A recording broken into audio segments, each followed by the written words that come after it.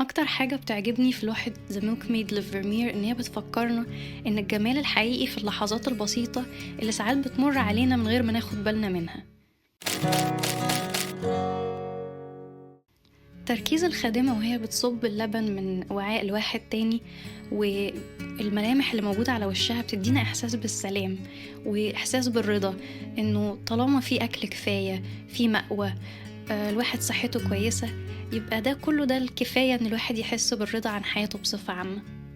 من الناحية التقنية بقى فيرمير عمل حاجة ذكية جدا، وهو انه خلانا نحس كأن في حركة في اللوحة بالرغم طبعا ان اللوحة ثابتة، وده عن طريق ان احنا في سائل في اللوحة بيتحرك من اناء للتاني، فاحنا بيدينا احساس الوهم انه في حاجة بتتحرك في اللوحة.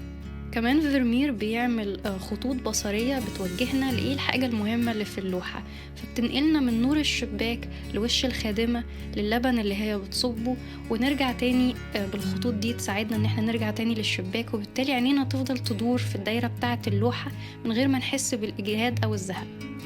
أحب أعرف إيه رأيكم في اللوحة بتاعت The Milkmaid لفيرمير، وإذا كان في لوحة تانية بتحبوها وتحبوا نتكلم عنها. مستنية أعرف رأيكم في التعليقات، ولو عجبكم الفيديو ما تنسوش تعملوا لايك وشير.